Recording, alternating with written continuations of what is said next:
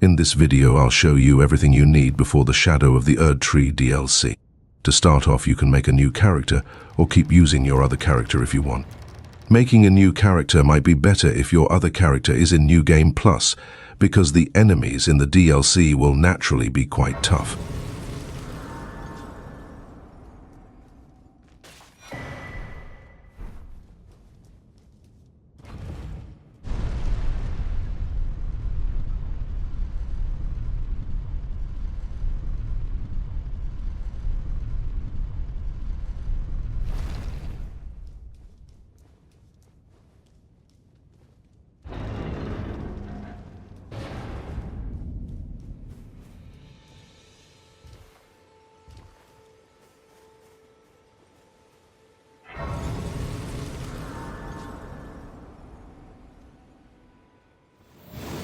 Now let's start off with rune farming. To start, we need to do White Mask Vara's quest. To do his quest, first we need to defeat Godric.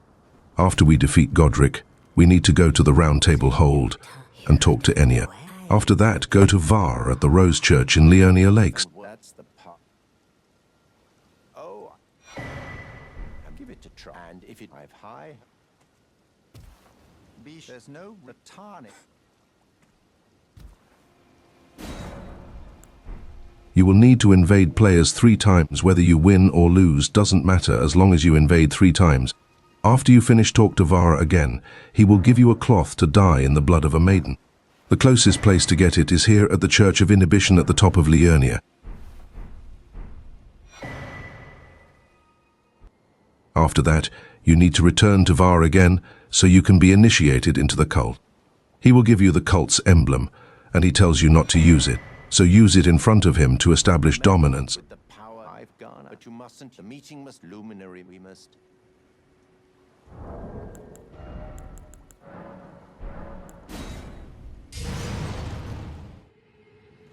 Now head over to the palace, approach Grace. To get there, run east along the mountain and then southeast through the Lake of Blood.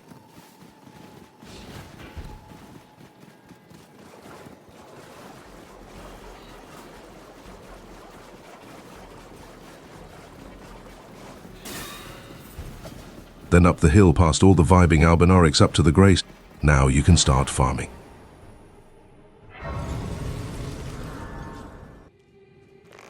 You can fire an arrow at the giant bird down the cliff, which is easy no matter your level. If you need a bow, the cheapest bow you can buy is at the nomadic merchant at the beach on the left side of Limgrave.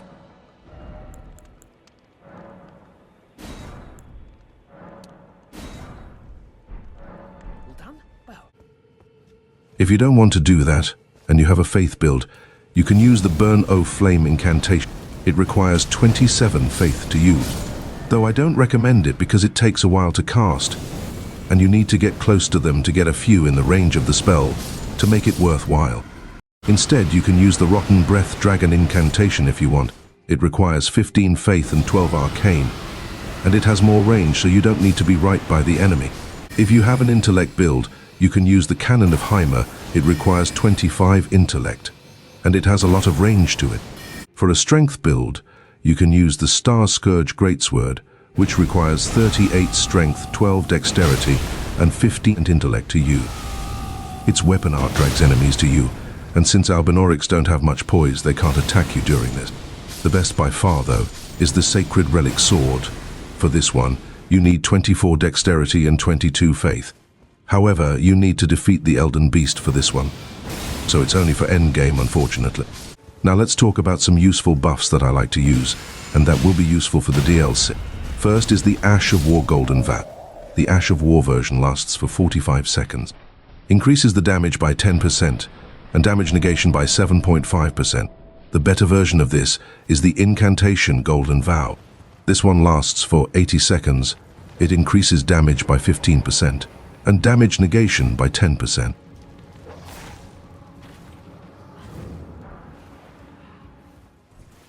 Next is a spell called Flame Cleanse Me. I know that this isn't a buff, however, since the DLC will feature a poison swamp, this spell is still useful. It requires 12 faith to use and removes poison and scarlet rot. Next is a body buff called Flame Grant Me Strength. It lasts 30 seconds and increases physical damage by 20% and fire damage by 20%, and also increases stamina recovery by 5 per second.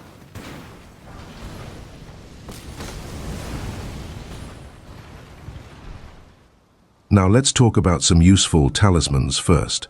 Is a talisman that's good for caster builds, and one of my personal favorite, Radagon's Icon Talisman. It shortens spell casting time. However, it doesn't shorten time for dragon incantations, unfortunately.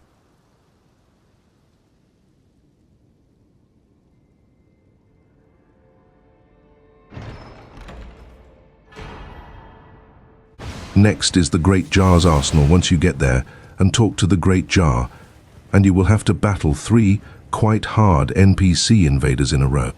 It increases maximum equip load by 19%, which is good because you never want to be above medium equip load. Next is the Radagon Saw Seal. It increases vigor, strength, dexterity and endurance by 5% each, but also increases damage taken by 15%. It does its job and makes up for the damage increase.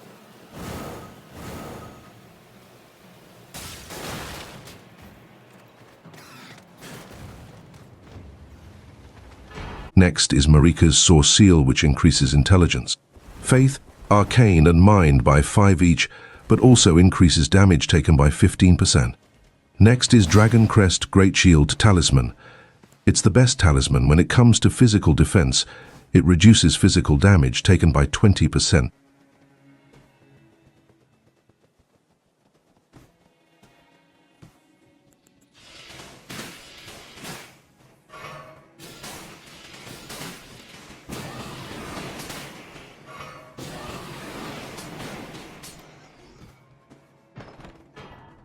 The next one is Erdtree's Favor, +2. It is obtained from a corpse in Leyndell, Ashen Capital, which can only be accessed late game after defeating Maliketh, the Black Blade. This area is only accessible when approaching from the Forbidden Lands. Head west into the capital from the Grand Lift of Roll, down the staircases, and to the south end of the ash-covered area where the corpse can be found, hanging from the top of a tree root that juts out of the ground. Beware of the 3 lesser ulcerated tree spirits that guard the area.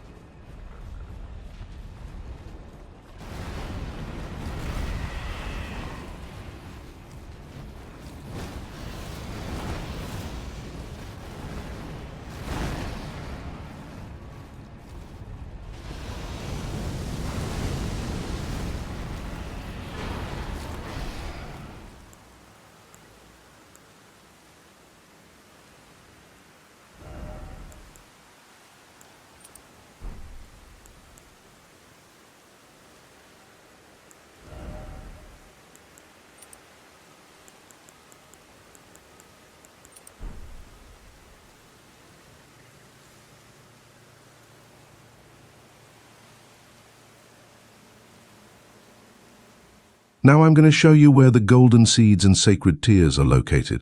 The golden seeds and sacred tears are both obviously very important. The sacred tears are at the churches, and the golden seeds are under illusory Erdtrees and dropped by some boss enemies.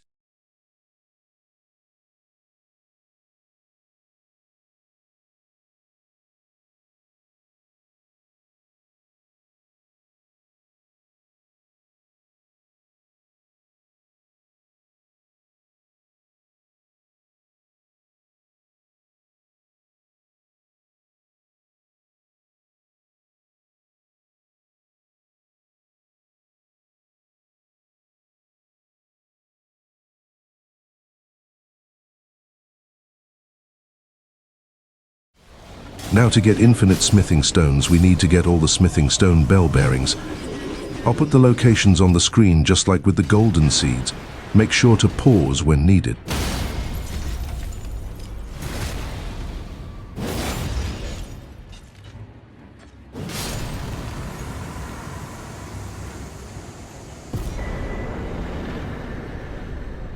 Now for infinite somber smithing stones.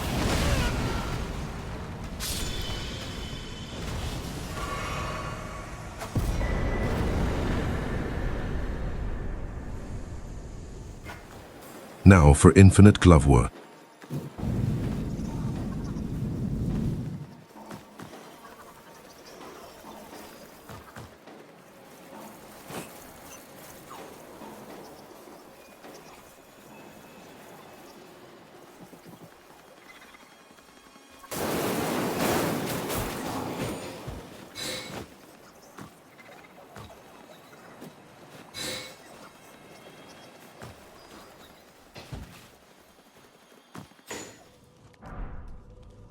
Now for infinite ghost glove work.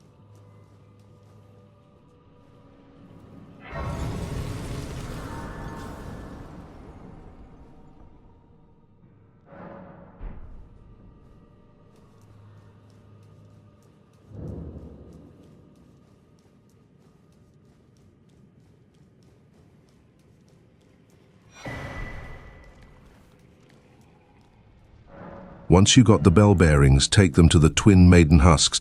You will be able to buy them whenever you want.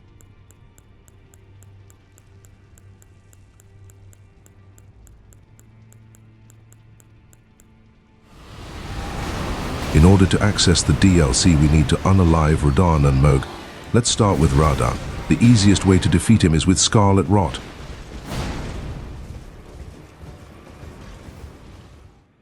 You can use the black key bolts, which can be gotten from the round table hold behind a Stonesword key door.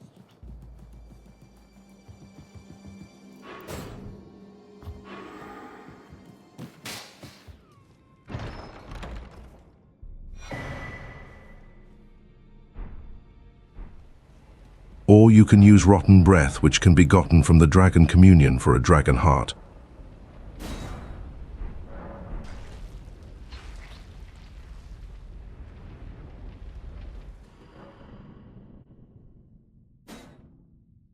Now for Mohg, the Lord of Blood.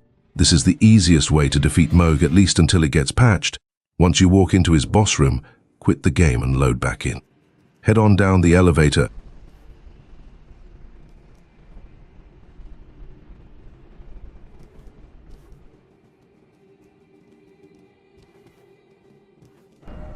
And over to the edge by the Grace. You can drop down onto a rock. Then you need to jump while hugging the wall. You will land on a ledge. Run into the wall and jump to land on the ground at the bottom. Run along the rocks until you can use your horse. Then jump across the gap and run across the rocks until you can use Torrent again. And then run straight until you get to the hole in the ground. Once there, slide on down into it and jump into the hole. Then double jump once you are inside and start swinging.